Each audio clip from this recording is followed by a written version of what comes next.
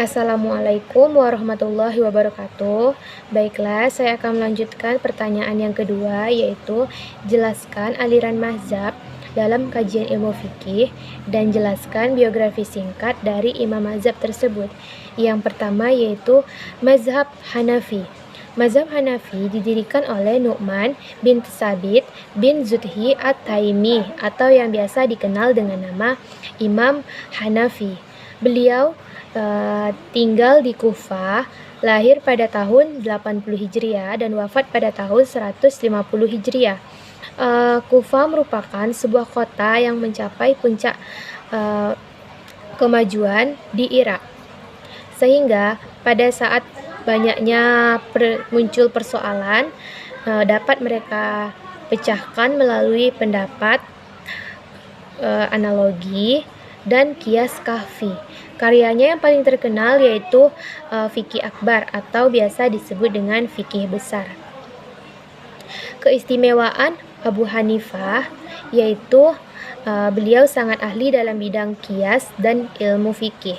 Guru Abu Hanifah yaitu yang paling terkenal dalam bidang fikih bernama Ahmad bin Abi Sulaiman. Murid atau pengikut yang paling terkenal yaitu Abu Yusuf, guru dari Imam Ahmad, dan Asy-Syabani, yakni guru dari Imam Syafi'i. Dalam suatu riwayat, beliau pernah bertemu dengan 4 sahabat. 4 sahabat diantaranya yaitu yang pertama Anas bin Malik, yang kedua Abdullah bin Abi Auf, yang ketiga Sahal bin Sa'ad As-Sa'idi, yang keempat Amir bin Watsilah. Maka dengan demikian Abu Hanifah termasuk ke dalam generasi tabi'in. Generasi tabi'in adalah muridnya para sahabat atau yang pernah bertemu dengan para sahabat. Kemudian mazhab Hanafi merupakan mazhab fikih dengan jumlah pengikut terbesar di dunia dan jumlah pengikutnya sebanyak 675 juta jiwa. Dan pemikiran hukumnya bersifat rasional. Negara pengikut mazhab ini adalah diantaranya Pakistan, India, Bangladesh, Turki, Afghanistan, dan Uzbekistan. Selanjutnya yaitu mazhab Maliki. Mazhab Maliki didirikan oleh Malik bin Anas bin Malik al-Ashabahi atau yang lebih dikenal dengan nama Imam Maliki. Beliau lahir di Madinah pada tahun 93 Hijriah dan wafat pada tahun 179 Hijriah. Beliau digelari Darul Hijrah atau Imam Kota Madinah karena semasa hidupnya beliau adalah ulama yang tidak pernah meninggalkan kota Madinah. Dan pada saat zaman beliau itu tidak ada seorang pun yang berani menyampaikan fatwa selama beliau masih berada di kota Madinah. Kemudian pemikiran hukumnya banyak dipengaruhi sunnah yang cenderung tekstual. Dan Asy-Syafi'i atau Imam Syafi'i pernah menyatakan bahwa jika disebut nama-nama ulama, Imam Maliklah bak seperti bintang. Dan inilah keistimewaan Imam Malik. Kemudian Imam Malik juga termasuk periwayat hadis. Karyanya yang paling terkenal ialah Al-Muwatta. Muwatta yaitu hadis yang bercorak fikih. Dan beliau juga dikenal sebagai mufti dalam kasus yang pernah dihadapinya. Salah satu fatwa yang paling terkenal yaitu baiat yang dipaksa itu hukumnya tidak sah. Dan mazhab Maliki merupakan mazhab fikih dengan pengikut yang berkonsentrasi pada wilayah Afrika Utara dan Afrika Barat dengan jumlah pengikut 270 juta jiwa. Dan negara yang pengikut terbanyak mazhab ini yaitu Aljazair, Maroko, Mesir, Sudan, Nigeria, dan Tunisia. Murid yang paling terkenal yaitu Imam Syafi'i. Selanjutnya yaitu Mazhab Syafi'i.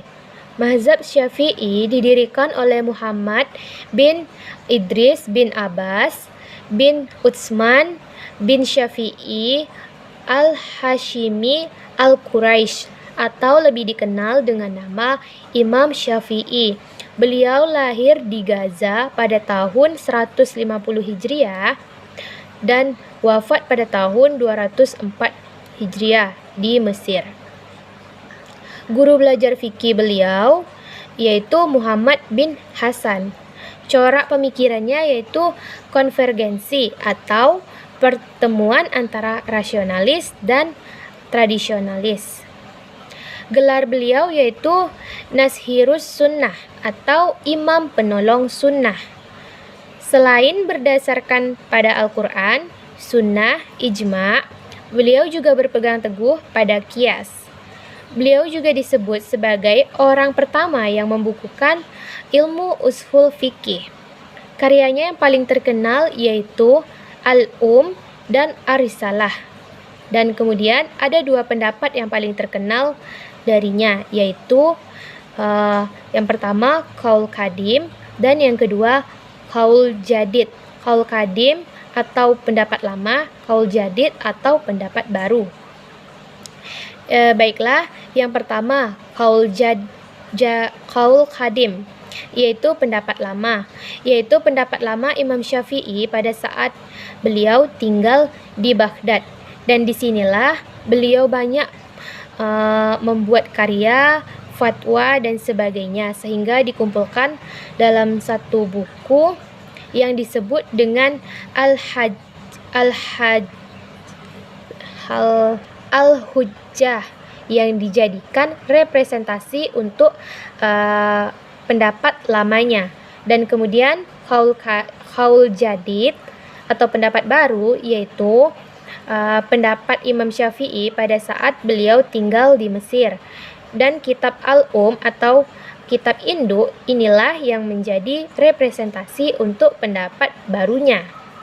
Kemudian penyebaran mazhab Imam Syafi'i banyak diikuti oleh 495 juta jiwa. Negara dengan mayoritas mazhab ini adalah Indonesia, Malaysia, Ethiopia, Yaman, Mesir, dan Somania. Kemudian murid yang paling terkenal yaitu Imam Ahmad Al-Ghazali. Dan yang kemudian keempat, Mazhab Hambali. Mazhab Hambali didirikan oleh Abu Abdillah Ahmad bin Muhammad bin Hambal bin Hilal Asy-Syaibani atau yang lebih dikenal dengan nama Imam Hambali. Beliau tinggal di Baghdad, lahir pada tahun 164 Hijriah dan wafat pada tahun 241 Hijriah. Gelar beliau adalah Imam Ahlus Sunnah wal Jamaah.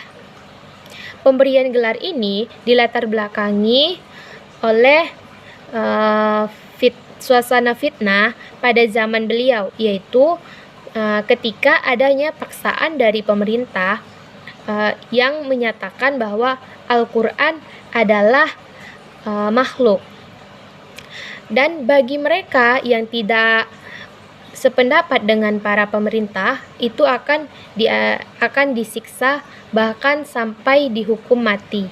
Namun hanya Imam Hambali yang tetap mengakui bahwa Al-Quran adalah kalam Allah atau sifat Allah, sehingga beliau digelari sebagai Imam Ahlus Sunnah wal Jamaah.